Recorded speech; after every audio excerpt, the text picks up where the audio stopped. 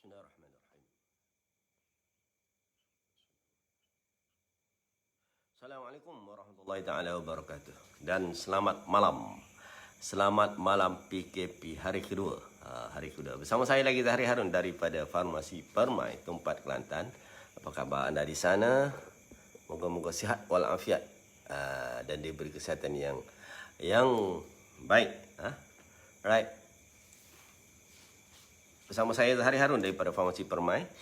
Kepakaran kami, Farmasi Permai, adalah membantu mereka yang ada penyakit, terutamanya yang ada kencing manis, untuk mendapat kaunseling dan cara-cara penggunaan ubat-ubatan yang betul, dengan dos yang betul dan pada masa yang betul. Kami juga membantu mereka yang sudah sihat dan ingin kekal sihat untuk mendapat maklumat dan cara-cara pengambilan suplemen yang terbaik supaya anda dapat sihat, jadi sihat dan boleh bekerja dengan baik. Yes, ada yang bekerja daripada rumah, bekerja dari rumah, BDR ataupun WFH, right? And then sektor-sektor banyaklah yang diberi kelonggaran, kelonggaran untuk beroperasi, tetapi dengan had ya, sampai 30%, ada 50%, 60%. Sempena dengan lockdown ataupun PKP penuh, PKP penuh 3.0. Sama ada lagi 3.1 ataupun 3.2. Kita tunggu nak lihat selepas 2 minggu sama ada kes turun ataupun tidak. Tapi hari ini naik sampai 7,700 lebih. Yes, 7,700 lebih kes kes baru di Malaysia. Kes baru di Malaysia itu figure ataupun angka yang tak seronok lah kita tengok, alright. Tetapi dia dah makin stabil daripada semalam, 6,000 lebih, naik lagi. Moga-moga dia turun dan Kelantan mencatat 500 lebih. Okey, yang kita takuti, yang saya tengok last kali statistiknya adalah kadar kematian. Yes, kadar kematian disebabkan oleh COVID sehingga 100 lebih, 126 tak silap saya. Apa itu menunjukkan bahawa COVID ini adalah real, bukan main-main, dan dia boleh menyebabkan satu angka kematian yang digeruni oleh kita semua. Moga-moga kita terhindar dan boleh menjaga semualah langkah-langkah SOP lah, terutama sekali, alright. Dengan biasalah saya sebut ulang dan terus ulang. Pemakai mask, face mask, kalau pakai 2 lapis pun no problem, pakailah. Alright, dan juga penjarakan sosial sehingga 1 ataupun 2 meter. 1 hingga 2 meter. That's why langkah yang terbaik adalah kita tidak pergi tempat yang padat ataupun crowded. So kita boleh menghindarkan benda-benda macam ni. Hai, siapa yang bersama saya pada malam ini? Adakah suara saya jelas ataupun jelas? Visualnya cerah ataupun gelap? Cerah ataupun cerah? Right. Just nak sama-sama lah bila tengok dia punya statistik tu, sehingga 100 lebih satu hari. Yang last kali yang paling tinggi tak silap saya 98 sahaja. 98 kematian. Yes, mati tu tetap mati, tetapi disebabkan oleh COVID, mungkin disebabkan oleh kealpaan kita, ataupun memang disebabkan oleh virus ini, memang betul-betul bahaya, terutama VOC dipanggil, okay? Variant of concern, yang mana variant ini lebih ganas macam variant daripada Afrika, daripada UK dan juga daripada India. Itulah salah satu penyebab kepada COVID. Dan saya tengok member saya, hai Tuan Z, yang bekerja di Hospital Tumpat, masih lagi dia update pukul berapa tadi? Pukul 8:01 masih lagi berada di dalam ambulans untuk menghantar pasien COVID. Yes, pasien COVID. So bila kita tahu benda-benda tu, cerita-cerita daripada frontliner kita, so kita amat simpati. Dan bayangkanlah kalau kita berada di tempat dia orang, berada di frontliner, apakah situasi itu akan menyebabkan kita selesa ataupun tidak selesa? Sudah semestinya tidak selesa, okey? Yes, dia orang memang ada allowance, tetapi allowance tu tak berapa sangatlah berbanding dengan kerjanya yang berbahaya. Yes, yang berbahaya, yang boleh dia boleh juga dijangkiti oleh COVID-19. Walaupun dah cucuk vaksin, alhamdulillah. Hari ini pun tengok semakin ramai di Dewan Renjuna di tempat ini yang mengambil suntikan vaksin daripada pagi sampai ke petang. Yes, saya tanya in charge di situ. Dia cakap file dia tebal tu untuk dia cucuk pada hari ini.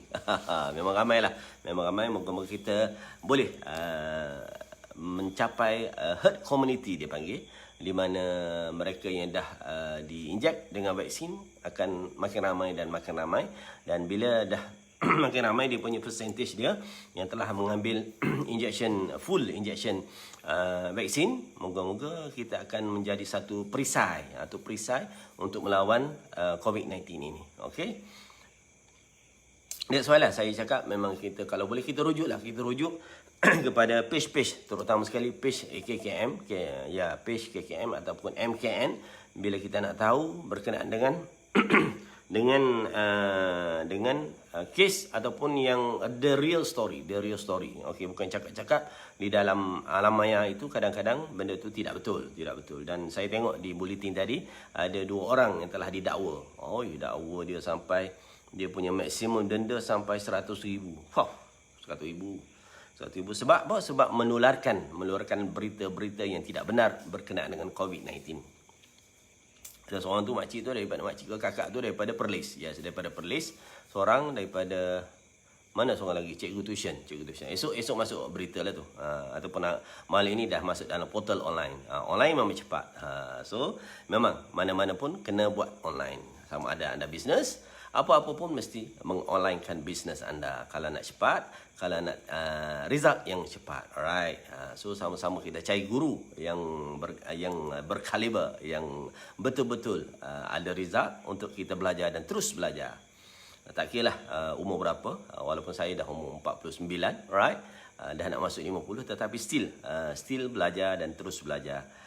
Setakat kita mampu dan mungkin kita boleh delegate ataupun kita boleh serahkan tugas-tugas ataupun ilmu yang kita ambil, yang kita cedok daripada guru-guru kita itu untuk diajarkan kepada kita punya staff ataupun tim. Biasa saya sebut tim, right? So kita punya waktu perniagaan sempena PKP full ini, ataupun lockdown ini, kita bermula pada pukul 8 pagi. Yes, pukul 8 pagi, di awal pagi kita bermula sehinggalah pukul 8 malam sahaja. 8 malam sahaja. Dalam masa 2 hari ini, 2 malam, saya masih lagi berada di kedai dan melihat bahawa ada lagi customer kita yang tidak tahu. Dia orang datang lebih pada pukul 8.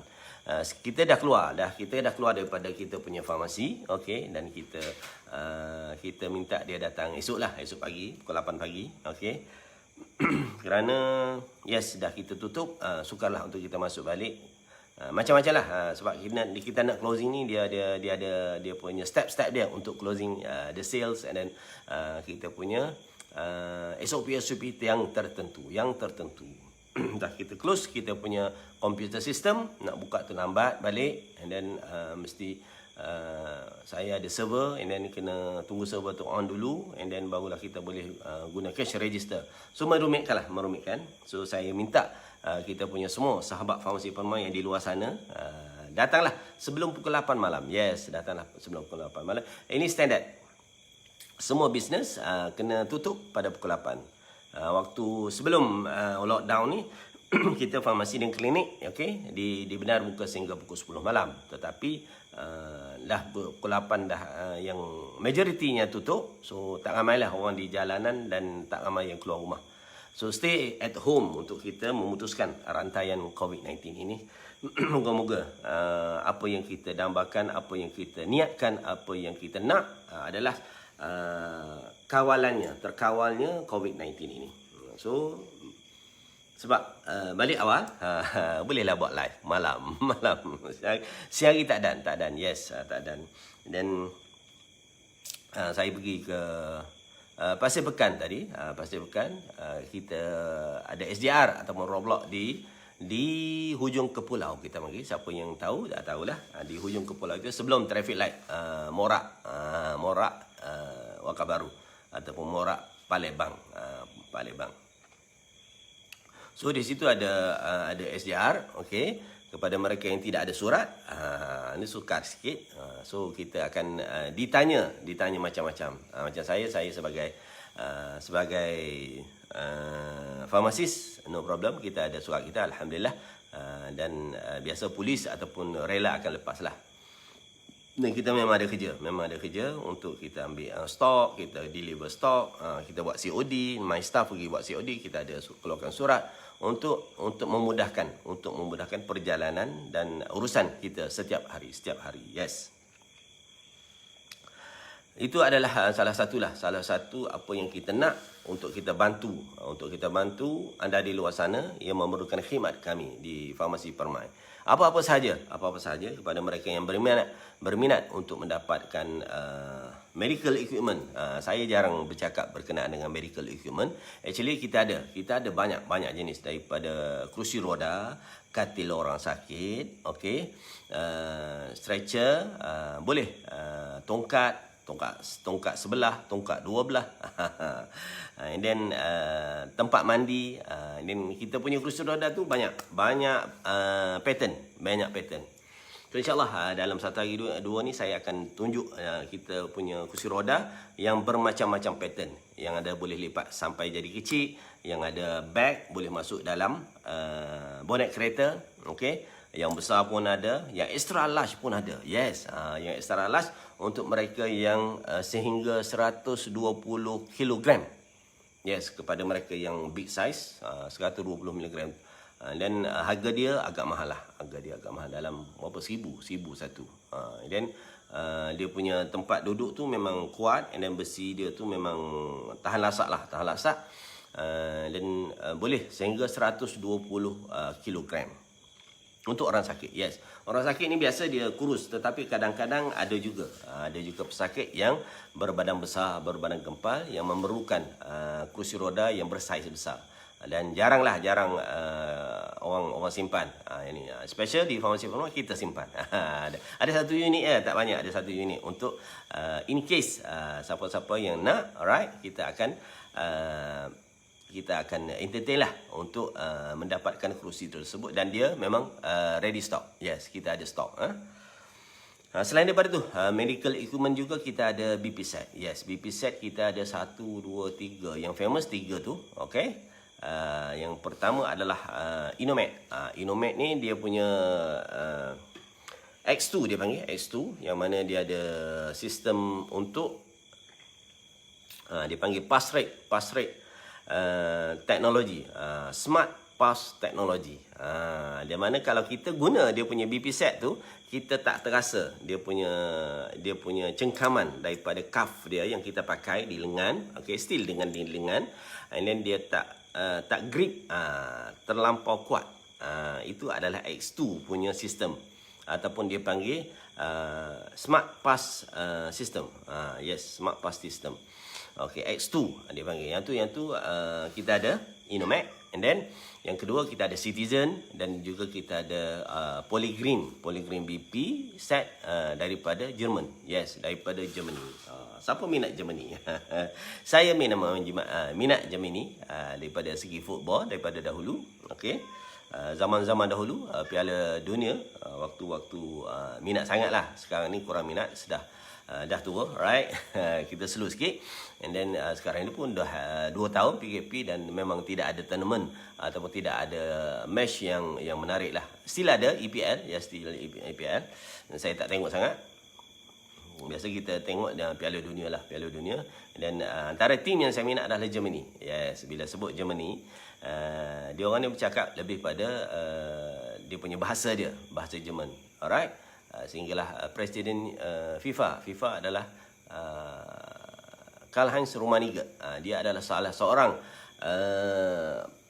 pemain bola tahun 82 Piala Dunia itu. Dia captain Germany. Right. So BP set kita Polygreen itu daripada Germany. Yang satu lagi adalah Awu meter BP set. Yes, Awu meter BP set. So datanglah ke Farmasi Permai untuk membeli. And then kepada mereka yang minat membeli secara online lah. Okay, yang mana minat membeli secara online, just type permairx@gmail.com.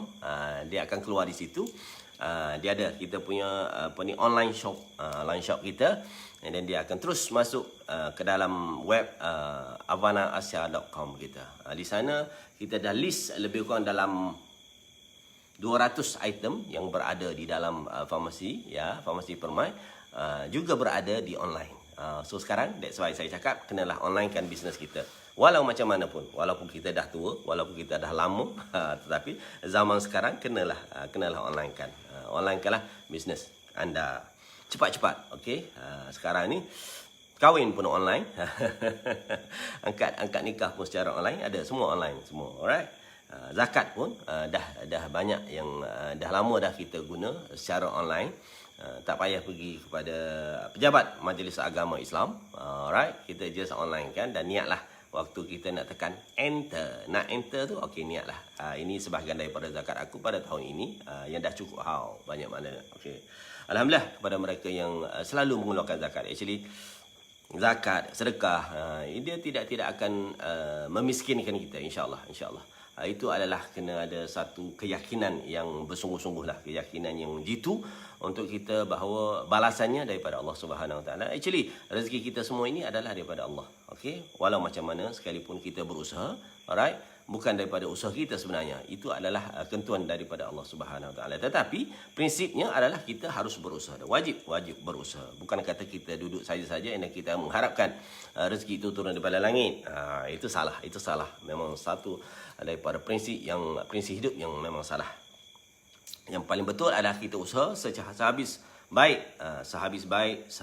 sebaik mungkin apa yang kita nak usahakan, tetapi haruslah dengan berilmu. Bukan cuba-cuba. Saya tak suka kalau cuba-cuba. Actually, kita cari juga sifu-sifu. Kalau kita nak belajar secara online, okey, kita carilah sifu yang online. Macam-macam ada. Fahdi Ghazali, Tuan Najib Asadok, ada Sifu Bed ada, tak terkecuali Rich Work, right? Sekarang ni dia dah live, tengah live di Telegram tak silap saya, untuk 12 hari tak silap saya, dia punya program untuk sempena lockdown ini, dan Datuk Ira Dr. Azizna Usman sendiri yang bercakap, right? Pada mereka yang nak refresh ataupun nak ambil semangat, okey, boleh teruskan masuk dalam mana-mana platform lah yang anda suka. Biasalah kita dalam belajar ni kita ada idola kita sendiri. Siapa nak samalah kita belajar dahulu ya. Kita belajar sekolah rendah, sekolah menengah, dan kita akan senang untuk memorize atau mengingati guru-guru yang kita suka ataupun guru-guru yang paling kita tak suka. But anyhow, guru adalah tetap guru yang patut kita teladani, yang patut kita santuni, yang patut kita hormat sehingga kemati. Yes, sehingga kemati. Tak kira lah guru apa-apa pun, guru Al-Quran, guru akademik, guru bisnes, guru dalam kekeluargaan. Yes, itu adalah guru. So guru ni tugas dia memang mulia. Anyhow, macam mana pun memang kita tak boleh larilah guru. Kalau guru kita dah meninggal, sekali-sekala ataupun setiap hari, sedekahkanlah Al-Fatihah. Senang aja kita baca Al-Fatihah dan niatkanlah kepada semua ibu bapa kita, datuk nenek kita, guru-guru kita, okey, sahabat-sahabat, rakan-rakan kita, seperjuangan kita yang telah mendahului kita. Moga-moga dia ditempatkan di tempat orang yang beriman dan orang yang soleh dan solehah. Alright. Okey, saya rasa itu saja. Just nak berkongsi dan nak komen berkenaan dengan kematian yang mendukacitakan kita lah, disebabkan oleh COVID. So actually dia ada banyak peringkat. Tak silap saya 4 ataupun 5 peringkat COVID ini. Yang last kali, yang latest adalah kena menggunakan oksigen. That's why DG ataupun pegawai-pegawai perubatan selalu mengingati kita, selalu berpesan, terutama sejak akhir-akhir ini, bahawa ICU makin penuh. So bila dah jadi keadaan begitu, bila ICU penuh, maksudnya dia akan pilih. Terpaksa, dia terpaksa memilih kepada mereka yang masih lagi potensinya besar untuk pulih. Kalau yang potensinya paling sedikit, terpaksalah sama ada dia pindah hospital lain ataupun tidak dapat menggunakan peralatan yang serba canggih di hospital kita. Actually kalau kita pernah berjalan ke luar negara, terutamanya Kalau macam saya ada experience ke Indonesia. Okey, Indonesia. Indonesia, negara jiran kita. Okey. Kalau tengok fasilitas dia, kesihatan dia berbanding dengan Malaysia, jauh beza. Baik kita actually. Dan tak boleh nak kata sebab dia orang ni memang ramai, terlampau ramai dia punya rakyat dia. So nak cater semua rakyat, maka sukar. Dan saya pernah bersembang dengan bapa atau di sana dia panggil bapa ataupun ibu-ibu, okey. Tanya dia kenapa tak masuk hospital. Kalau nak tanya dia kalau sakit, bapa merawat di mana? Dia biasa dia akan sebut dia akan rawatannya secara kampung. Yes, dia akan pergi kepada tradisional. Dan kita tanyalah balik, kenapa tak pergi hospital? Biayanya banyak, Bu. Pak, biayanya tinggi, Pak.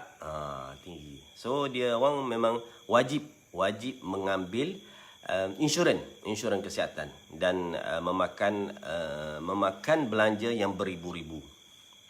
Bila kita sebut ribu, kita juta lah rupiahnya. Okey, so alhamdulillah kita di Malaysia kalau rakyat tempatan hanyalah membayar RM1 sahaja untuk mendapat perkhidmatan percuma di hospital. Itu daripada dahulu.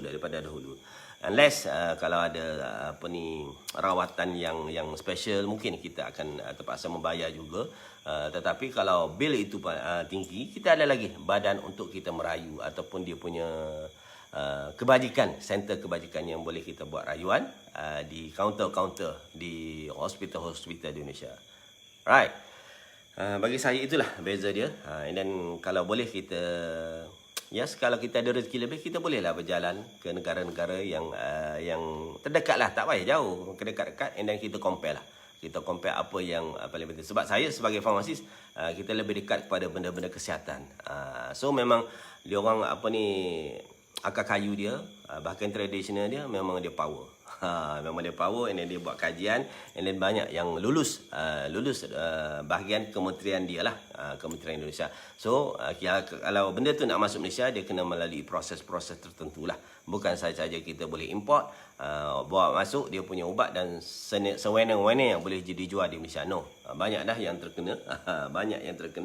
Dan pihak kementerian akan merampas kalau benda tu tak register. Apa yang paling penting, registration yang anda harus tahu, tuan-puan di luar sana. Yang paling penting kalau tradisional, dia kena ada nombor pendaftaran MAL ya. Dan diikuti dengan nombor 1 2 3 4 5 6, tak silap saya 7 angka, dan di belakang tu mesti ada T tradisional. Okey, kalau yang dah ada, alhamdulillah dah ada, baik. Dan kalau curiga, boleh sahaja melayari web npra.com.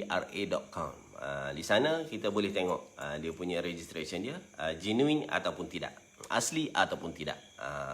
Kalau susah sangat, datang sahaja ke farmasi Permai, kita tolong check, no problem. Sebelum anda menggunakan sesuatu. So bila dah benda tu registered, itu lebih pada safety kita, right? And then dia akan melalui satu-satu proses lah, melalui macam-macam proses untuk membuktikan bahawa benda ni tidak ada kesan yang buruk untuk badan, tidak ada chemical yang tak dibenarkan, dan tidak dimasukkan dengan ubat-ubat. Dia panggil campur ubat terlarang apa, dia ada dia punya istilah dia tu, yang kalau dia ada diuresis terutama obat slimming. Ubat untuk kurus. Kadang-kadang dia masukkan juga diuresis agent ataupun ubat kencing. Ubat kencing. So kalau anda makan ubat suplemen yang bila makan anda akan kerap kencing, hati-hati. Hati-hati. Kemungkinan dia akan ada dia punya agent ataupun ubat lah, chemical di dalamnya yang telah dicampur tanpa sedar ataupun tanpa boleh kita detect, kecuali makmal. So that's why lah, bila nak register tu dia akan hantar benda itu ke makmal, dan orang makmal akan test, okey, dan memberi surat perakuan bahawa benda ni bersih daripada semua bahan-bahan terlarang dan bahan-bahan yang berjadual, racun yang berjadual. Bila sebut racun yang berjadual, Bukan racun yang biasa-biasa kita ada dalam fikiran kita. Maksudnya ubat. Yes, ubat. Ubat yang hanya boleh didapati di farmasi dan juga klinik. Di kedai kopi memang tak boleh. Alright. Tadi saya ditanya oleh seorang customer saya. Okay. Macam mana dia ada dia biasa dia duk jual ni apa ni, hempedu bumi. Yes, hempedu bumi. Okey. Sedang elok kita punya hempedu bumi pun ada yang dah registered, dan saya terangkanlah satu persatu macam mana nak buat, dan the safest, yang paling ringkas, paling senang adalah pergi ke kilang. Kilang yang ada GMP, Good Manufacturing Practice, yang ada GMP yang diluluskan oleh KKM, dan biasa dia orang tahulah macam mana nak register produk kita. Apa yang paling penting, okay, dia punya point dia adalah once kita jual benda tu secara raw ataupun secara kering lah, daun kan, no problem that one, no problem. Kalau kita nak buat dalam bentuk kapsul, dalam bentuk tablet, yang itu dia panggil pharmaceutical dosage. Bila dah jadi pharmaceutical dosage, dia wajib berdaftar. Yes, dia wajib berdaftar. Dan bila dah berdaftar ni, macam-macam lah dia minta. Formula pun dia minta, side effect dia minta, kajian klinikal pun dia minta, and then dia punya words. Yes, words untuk kita tampal kita punya stiker di botol ataupun di apa-apalah bentuk strip ke apa semua. Dia mestilah mengikuti garis panduan yang dia telah ditetapkan oleh kementerian. Dari segi dia cek satu-satu lah. Every single words, semua satu-satu ayat yang kita claim, kita harus submit dulu kepada kementerian, dan dia orang akan approve ataupun tidak approve, ataupun kena ada adjustment. Sampai satu tahap dia approve, barulah kita boleh tampal kita punya stiker dia. Itu dia punya syarat-syarat je. Susah lah, memang susah sikit. Tetapi kalau nak pergi far, nak pergi jauh, so anda haruslah mendaftarkanlah produk yang anda nak dipasarkan. Kalau tak ada nombor, sukarlah. So kita punya market tak jauh, tak pergi jauh. Apa-apa sahaja yang kita buat yang terbaik supaya dia boleh melangkau sempadan semacam internet ke mana negara sahaja. Alright, itulah sebarang. Ini bingkisan daripada pagi sampai ke petang, apa yang kita dapat feedback daripada customer, apa yang kita bersembang dengan customer. Kerja saya bersembang je lah, bersembang berkenaan dengan kesihatan. So kepada mereka yang boring berada di rumah, boleh datang ke Farmasi Permai untuk bersembang-sembang, dan kita borak-borak berkenaan dengan kesihatan dan juga dengan pemakanan sekali. InsyaAllah borak yang bermanfaat. Borak bukan sebarang borak macam di kedai kopi. Okey, saya rasa itu sahaja daripada saya.